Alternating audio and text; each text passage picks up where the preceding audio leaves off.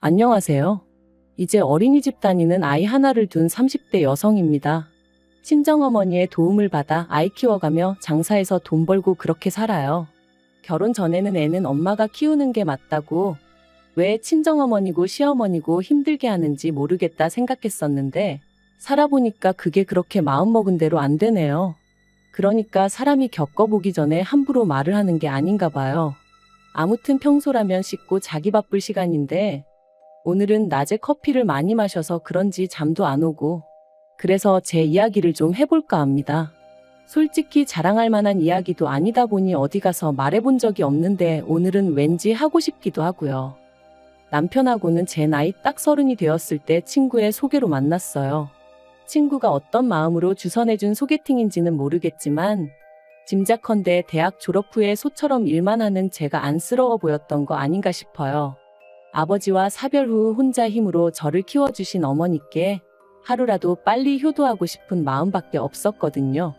아무튼 친구의 성화로 소개를 받은 게 지금의 남편입니다. 그리고 이제 와서 말이지만 솔직히 남편 외모는 제 스타일은 아니었어요. 키도 저랑 비슷하고 배도 나오고 나이는 저보다 겨우 1살 많았는데 저희 친정오빠보다도 나이가 많아 보였으니까요. 그래서 처음엔 친구가 나를 뭘로 보고 이런 남자를 소개시켜줬나 싶었을 만큼 기분이 별로였어요. 하지만 대화를 좀 나눠보니까 그래도 사람이 진지하면서도 위트도 있고 무엇보다 자신만만하더라고요. 자기가 서울에 자기 아파트도 하나 있고 대기업은 아니지만 정년보장이 되는 거나 마찬가지인 직장도 다니고 있다면서, 그리고 저더러 속물이라는 사람들도 분명 있겠지만 그런 이야기를 듣고 있으니 사람이 좀 달리 보이는 거예요.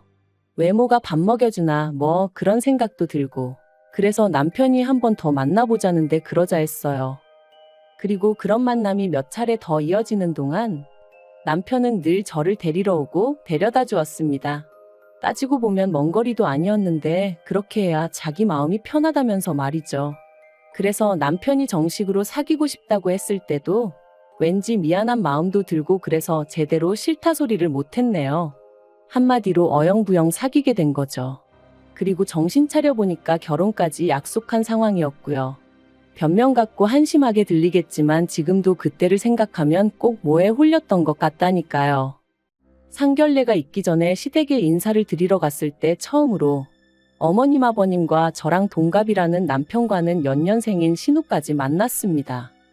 어머님 아버님은 평범하신 분들이셨어요. 오느라 고생했다 그런 따뜻한 한마디는 없었지만 그렇다고 딱히 저를 박하게 대하신 것도 없었거든요. 다만 친정어머니랑 단둘이 산다는 것에 대해서 경제적으로 어려움은 없는지 물어보셨는데 그다지 신경 쓰이는 질문은 아니었네요. 사실 편모가정이라고 하면 지레 힘들게 살았을 거라 생각하는 사람들을 살면서 너무나 자주 봐왔거든요. 그리고 다행히 저희 모녀는 경제적으로 큰 고생은 하지 않았습니다. 어머니가 가게를 운영하셨는데 제법 매출이 나오기도 했었고, 거기다 돌아가신 아버지의 부모님, 그러니까 저에겐 친가 쪽 할머니 할아버지께서 도움을 많이 주셨거든요. 다만 이 도움을 받는 과정에 있어서 작은아버지와 고모가 어머니를 감정적으로 힘들게 하는 일이 많았죠. 그래서 제가 악착같이 돈을 벌어 더는 어머니께서 조부모님께 기대지 않으셔도 되게 해드리고 싶었던 거고요.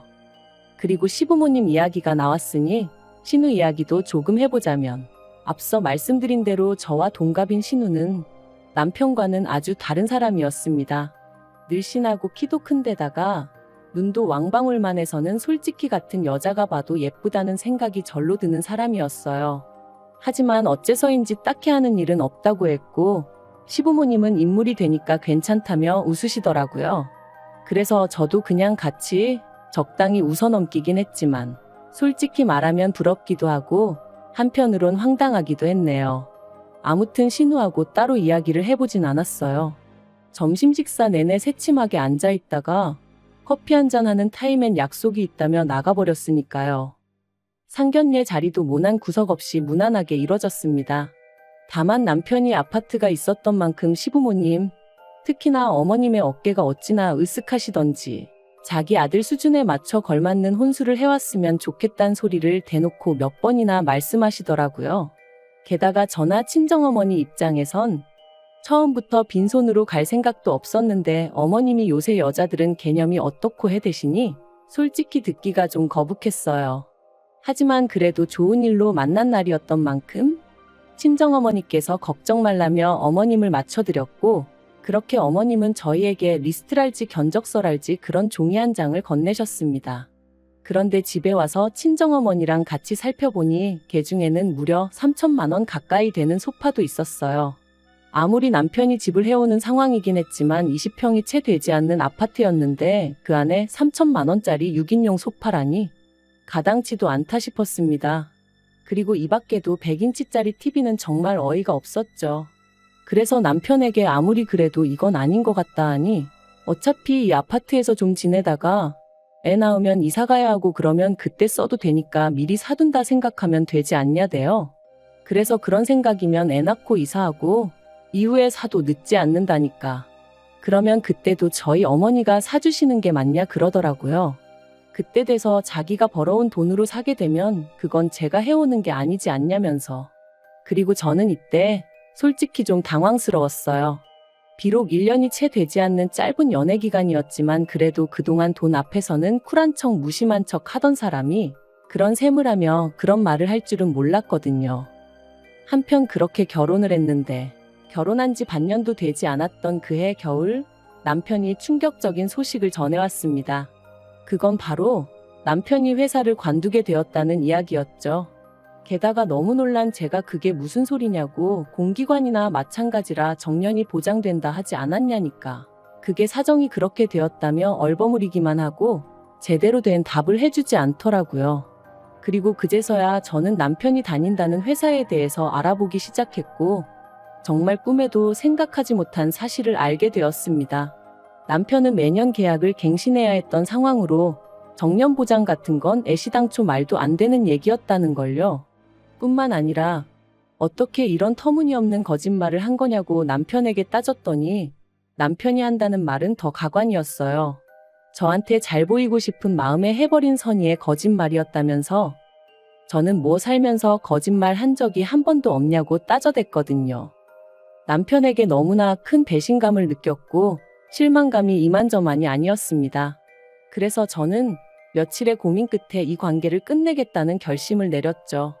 하지만 운명의 장난이라고 해야 할지 남편에게 이혼 통보를 하려던 바로 그날 저는 제가 임신을 했다는 걸 알게 됐네요.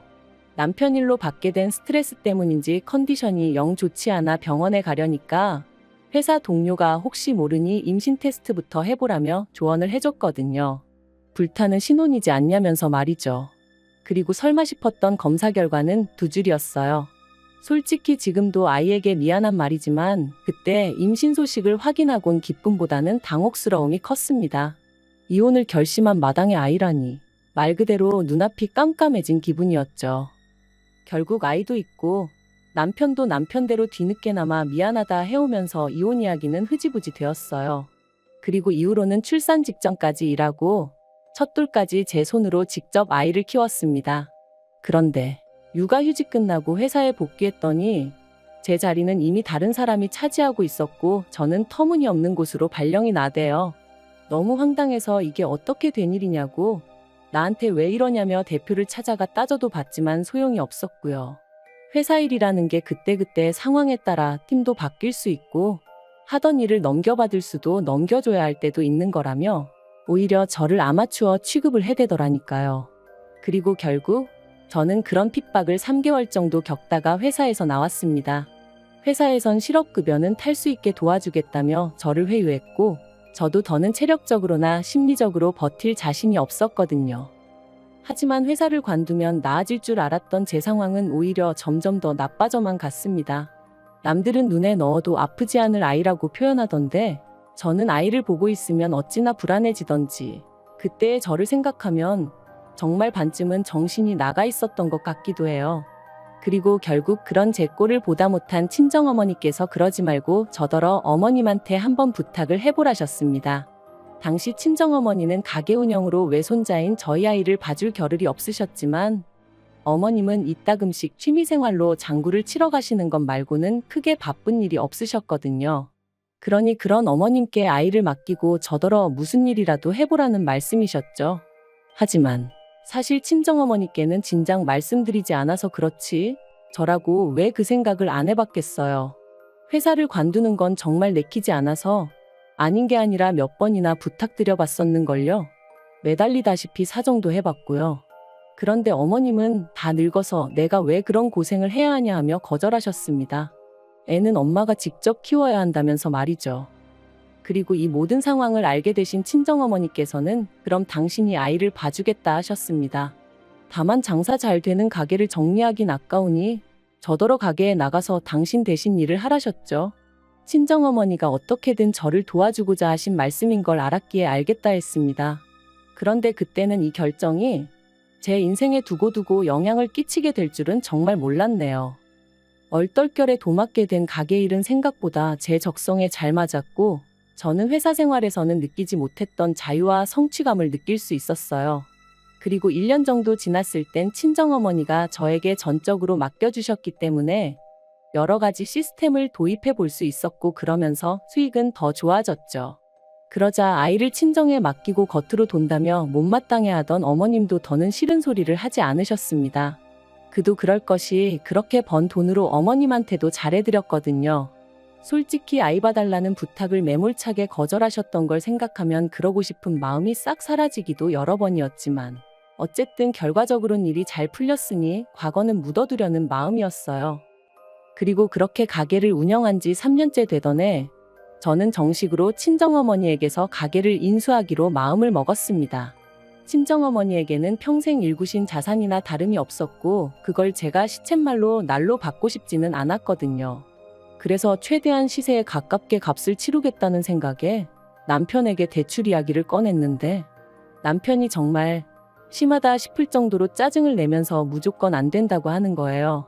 기다리다 보면 어차피 저희 어머니 돌아가실 거고 그러면 자연히 제 거 될 건데 그걸 무슨 돈을 치르냐 하면서 말이죠. 그리고 그 말에 마음이 팍 상해버린 제가 무슨 말을 그렇게 하냐고 따지니 남편이 또다시 목소리를 높이며 아파트 담보로 대출받아서 친정으로 자기 돈을 빼돌리려는 심산이냐 어쩌냐 하는데 정말 기도 안 차더라고요.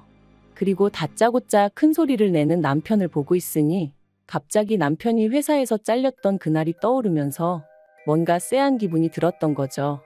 그래서 저도 지금 돌이켜보면 어쩌다 그런 생각까지 하게 된 건지 모르겠는데 등기부등본을 떼서 아파트 명의를 확인해 봤어요. 그리고 그 명의는 충격적이게도 남편이 아닌 어머님 이름으로 되어 있었습니다. 아파트를 담보로 대출도 있는 대로 받아진 상황이었고요. 저는 남편에게 등기부등본을 집어던지며 설명해보라 소리를 질렀습니다. 그러자 남편은 놀라거나 미안해하는 대신 저더러 이제 남편 뒷조사까지 하냐며 악을 썼죠. 그리고 그때부터 정말 소위 진흙탕 싸움이 따로 없었습니다. 남편은 저더러 집 명의가 누구로 되어 있는 게 무슨 상관이냐, 그렇다고 네가 집세를 한번 내기를 했냐 뭐 했냐 해댔고 그렇다고 대출을 저더러 갚으라고 한 것도 아닌데 뭐가 문제냐며 저를 이상한 사람으로 몰아갔거든요. 하지만 저는 다른 걸 떠나서 남편이 또 저를 속였다는 사실이 너무나 충격적이었습니다. 그리고 대출 같은 경우도 남편이 저더러 갚으라고 한 건 아니었지만 그렇다고 대출을 받아다 쓰신 어머님이 갚고 계신 것도 아니었으니 아파트가 제 재산이라고 생각해 본 적도 욕심낸 적도 없었지만 그래도 저는 부부는 모든 면에서 공동체다 생각하고 가게에서 벌어오는 돈 전부를 남편에게 오픈하고 있었던 만큼 배신감이 드는 건 어쩔 수가 없더라고요. 하지만 단지 아파트 명의가 남편이 아니라 어머님으로 되어 있다고 해서 그 일로 제가 이혼까지 결심한 것은 아닙니다. 제가 이혼을 하기로 결심하게 된 결정적인 이유는 남편이 보여준 이중적인 태도 때문이었죠. 남편이 저에게 솔직하지 않다는 걸 확신하게 된 저는 이후로 남편에게 재벌이도 공유하지 않았고 제가 개인적으로 시댁에 해드리던 금전적인 지원도 전부 다 끊어버렸어요. 특히나 아파트를 담보로 한 대출의 주체가 어머님이셨고 그 대출을 남편이 계속해서 갚아드리고 있었다는 걸 알고 나니 솔직히 어이가 없더라고요. 계산해보니까 남편이 시댁에만 한 달에 200만 원 넘게 퍼주고 있던 거나 마찬가지였으니까요. 참고로 저축이라던가 그런 부분은 남편이 관리하고 있었어요. 거짓으로 판명이 났지만 그래도 결혼 당시에는 남편이 해오는 게 많아 보였으니 경제권을 제가 갖겠다고 고집할 수가 없었거든요. 그리고 매번 남편은 자기가 얼마나 돈 관리를 잘하고 있는지 으스대곤 했는데 그것 또한 다 거짓이었네요. 아무튼 상황이 그렇다 보니 제가 더는 얼마를 버는지 남편에게 가르쳐줄 이유도 없었고 시댁에도 오만정이 떨어져서 이런 한 푼도 주기 싫었죠. 그런데 이걸 가지고 남편이 말 그대로 생난리를 쳤습니다. 저더러 자기 돈 보고 결혼한 거냐며 속물이니 어쩌니. 저 같은 여자들이 시부모 아프면 요양원에 갖다 버리고 남편 두고 바람피고 그런다면서요. 말 같지도 않아서 상대도 안 해줬네요. 이후로는 정말 애 때문에 산다는 게 이런 건가 싶을 정도로 서로 무시하면서 지냈고요. 그러다 작년 여름이었어요. 남편이 얘기 좀 하자며 저를 잡더니 어이없는 이야기를 꺼냈습니다. 성형수술 부작용으로 고통받는 어머님을 위해서 저더러 3천만 원만 보태라는 거였죠. 황당해서 그걸 내가 왜 하고 물었습니다. 말이 나와서 말이지만 아무리 공짜라고 해도 그렇지. 그 연세에 멀쩡한 턱을 왜 건드냐고요. 그리고 병원에서는 돈 내고 수술받은 환자가 아니니 자기들이 환불을 해줄 일도 아니라며 완전히 배째라는 식으로 나왔어요. 참고로 제가 아파트 명의 문제로 남편이나 어머님한테 정이 있는 대로 떨어진 상황이긴 했지만 그래도 딸이라고 하나 있는 신우는 막말로 지엄마가 어떻게 되건 말건 관심도 없길래 제가 병원에 쫓아가 따져봐주기도 하고 그랬어요. 아무튼 저는 나름대로 할 도리는 했다고 생각했는데 남편이 난데없이 어머님 얼굴을 모어 재건수를 해야 하네 어쩌네 하면서 돈을 내놓으라 하니 기도 안 차더라니까요. 제가 그런 남편더러 바랄 걸 바라라고 꿈도 야무지다 했습니다. 여태껏 나 몰래 당신이랑 어머님이랑 알아서 잘해오지 않았냐고 앞으로도 둘이서 잘해보라는 말과 함께요. 그랬더니 남편이 너는 그때 이후로 며느리 도리도 하나 안 하지 않았냐면서 그래도 내가 왜 아무 말도 안 했는 줄 아냐. 애엄마라 참아준 거다. 그리고 이번에는 자기가 저한테 마지막으로 기회를 주는 거라며 깔끔하게 어머님 수술비 내놓고 지랑 저랑 과거 일은 없던 일이다 생각하며 살아보자는데 이게 무슨 헛소린가. 억지도 정도가 있지 싶더라니까요. 저는 내가 이혼을 하면 이혼을 했지 어머님 수술비는 못 대드린다 했습니다. 그리고 그 잘난 아파트로 대출받아 쓰지 양아치냐고 왜 남의 돈을 탐내냐고 했죠. 그러자 남편은 그럼 이혼하자며 대신 제가 며느리 도리를 안 했으니 위자료 내놓을 각오는 하라대요. 애도 자기가 키울 거라면서 죽을 때까지 애 볼 생각은 꿈도 꾸지 말라면서요. 그래서 세상 일이 다 당신 좋으라고 돌아갈 것 같냐? 어디 마음대로 해보라 했어요. 그리고 아니나 다를까. 남편이 이혼 소송을 걸었지만 결과는 남편의 참패였습니다. 오히려 남편이 저를 속인 것과 아이 양육에 있어서 소홀했다는 점 등이 인정되어 저한테 위자료를 주라는 판결이 나왔거든요. 솔직히 위자료 자체는 크지 않았지만 제 자신과 제 아이 그리고 제가 가진 것들을 지켜냈다는 게 너무 기쁘더라고요. 한편 남편과 이혼 후 남편은 2주에 한 번씩 아이를 보러 옵니다. 그리고 저는 원하지 않는데 틈만 나면 자기 얘기 어머님 얘기를 해대대요.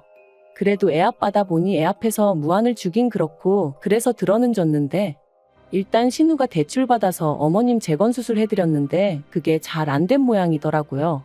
그리고 남편은 저 떠보려고 하는 소린지 뭔진 몰라도 걸핏하면 저랑 이혼하고서 어머님한테 크게 혼났다며 제가 자기를 용서해주면 자기는 모든 과거는 묻어두고 살 자신이 있다나 어떻다나 헛소리를 해댔죠.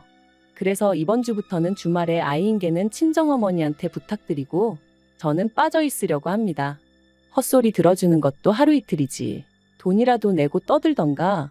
진짜 꼴보기 싫은 사람이 쓸데없는 이야기를 계속해대니 죽을 맛이더라니까요. 아무튼 어머님 수술이 잘못됐다는데도 남편 얼굴이 수척해졌는데도 별 생각이 안 드는 거 보면 정말 이제 남보다도 못한 사이가 되었나 봐요. 차라리 생판 모르는 남이 굶는다고 하면 그게 더 안쓰러울 지경이라니까요. 아무튼 지금은 친정어머니랑 같이 살면서 가게 일하고 애 키우고 이렇게 사는 게 좋네요. 한때는 애 아빠 없이 어떻게 애를 키우나? 어머니는 사별 나는 이혼.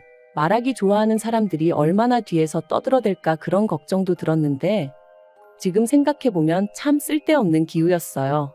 남들이 보는 시선이 어떻건 간에 지금의 행복이 계속해서 이어질 수 있도록 제자리에서 하루하루 최선을 다해 살아가려고 합니다.